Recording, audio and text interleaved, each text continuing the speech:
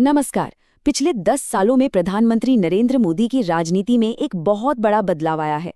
आज हम इसी दिलचस्प सफर को समझने वाले हैं कि कैसे एक रिफॉर्मर यानी सुधारक की छवि वाले नेता एक बहुत बड़े वेलफेयर आर्किटेक्ट मतलब कल्याणकारी योजनाओं के निर्माता बन गए। तो चलिए इस पूरी कहानी को परत दर परत समझते हैं। तो ये सब शुरू हुआ था साल 2014 में इस एक नारे के साथ, मिनिमम गवर्नमेंट मैक्सिमम गवर्नेंस। मतलब बिल्कुल साफ था, सरकार का दखल कम से कम होगा और गवर्नेंस यानी शासन ज्यादा से ज्यादा असरदार होगा। ये उनकी पूरी राजनीति का कह सकते हैं एक तरह से मूल मंत्र था। इस पूरे बदलाव को समझने के लिए हम इसे 5 हिस्सों में देखेंगे। सबसे पहले बात करेंगे 2014 के वादे की, फिर देखेंगे कि कैसे कल्याणकारी योजनाओं की एक तरह से बाढ़ आ गई। इसके बाद आर्थिक नीतियों में जो बड़ा यू टर्न आया उसे समझेंगे, फिर सरकार चलाने के तरीके में क्या बदलाव हुए और आखिर में इस सवाल पर गौर करेंगे कि ये सब एक सोची समझी रणनीति थी या कुछ और।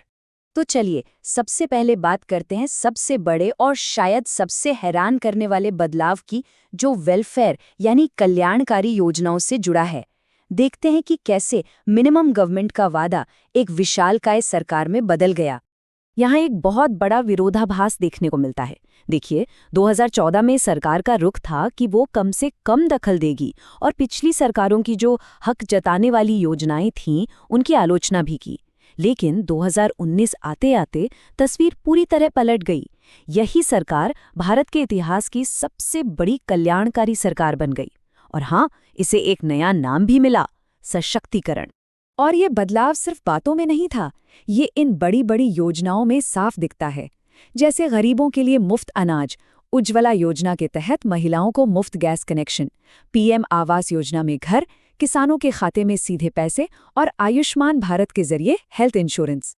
अच्छा, ये बदलाव कितना बड़ा था, इसका अंदाजा सिर्फ एक आंकड़े से लगाइए। 80 करोड़ से भी ज्यादा लोगों को मुफ्त अनाज बांटा जा रहा है। सोचिए, ये संख्या पूरे यूरोप की आबादी से भी ज्यादा है। और सबसे दिलचस्प बात जानते हैं क्या है? एक वक्त था जब प्रधानमंत्री ने खुद ऐसी मुफ्त की योजनाओं की आलोचना करते हुए इसे रेवड़ी कल्चर का नाम दिया था। तो फिर हुआ क्या? भाई, सारा खेल रीब्रांडिंग का था। नीतियां तो वैसी ही रहीं, बस उनके नाम और लेबल बदल गए। देखिए कैसे विपक्ष की रेवड़ियां अब सरकार की गारंटी बन गईं। जिसे खैरात कहा जाता था वो अब डायरेक्ट बेनिफिट ट्रांसफर हो गया और लोक लुभावनवाद को एक नया शानदार नाम मिला, गरिमा के साथ कल्याण।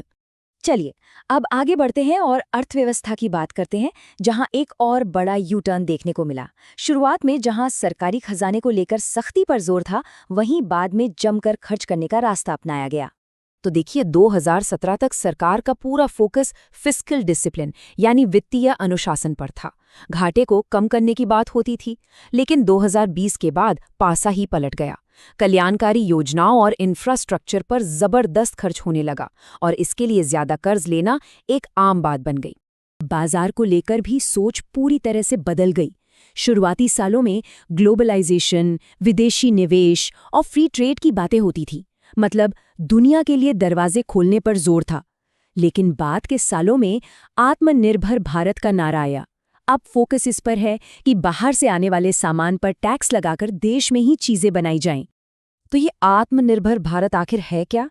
देखिए, इसका सीधा सा लक्ष्य है कि भारत अपनी ज्यादातर जरूरतें खुद पूरी करे और साथ ही ग्लोबल इकोनॉमी में एक बड़ी और अहम ताकत बनकर उभरे। अब आते हैं तीसरे बड़े बदलाव पर। ये जुड़ा है केंद्र और राज्यों के रिश्तों से। कैसे साथ मिलकर काम करने का वादा धीरे धीरे सारी ताकत को दिल्ली में समेटने की तरफ बढ़ गया। याद कीजिए, 2014 में कोऑपरेटिव फेडरलिज्म यानी सहकारी संघवाद का वादा किया गया था, मतलब केंद्र और राज्य मिलकर देश चलाएंगे। लेकिन असल में हुआ क्या? जीएसटी आने के बाद टैक्स कलेक्शन का सिस्टम सेंट्रलाइज हो गया, जिससे राज्य पैसों के लिए काफी हद तक केंद्र पर निर्भर हो गए। और सिर्फ यही नहीं, सरकार चलाने का अंदाज भी बदल गया। 2014 में फोकस विकास पर था, नारा था सबका साथ सबका विकास। लेकिन 2019 के बाद राजनीति में संस्कृति और एक सिविलाइजेशनल नैरेटिव का असर बढ़ गया और जो भी कल्याणकारी योजनाएं थीं वो सीधे सीधे नेता की अपनी छवि से जुड़ गईं। तो इन सब बातों के बाद अब हम आते हैं सबसे बड़े सवाल पर। आखिर इन सारे यू टर्न्स के पीछे की वजह क्या थी? क्या ये एक बहुत सोची समझी रणनीति थी या फिर कुछ और? चलिए इसका विश्लेषण करते हैं।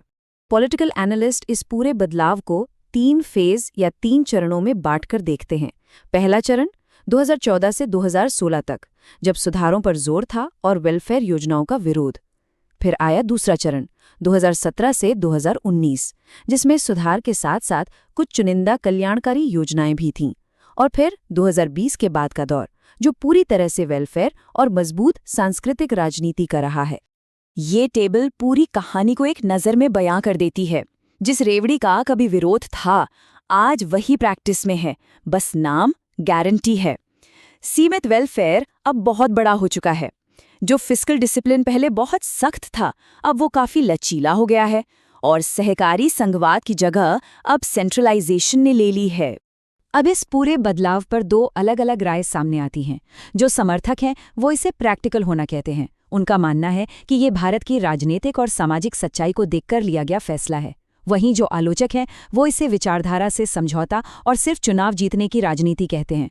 तो आखिर में सवाल वहीं आके रुकता है, क्या ये वक्त के साथ बदलने की एक समझदार और व्यावहारिक रणनीति थी, या फिर अपने ही मूल सिद्धांतों से एक बहुत बड़ा यू टर्न? इसका जवाब शायद वक्त और भारत की आने वाली राजनीति ही देगी।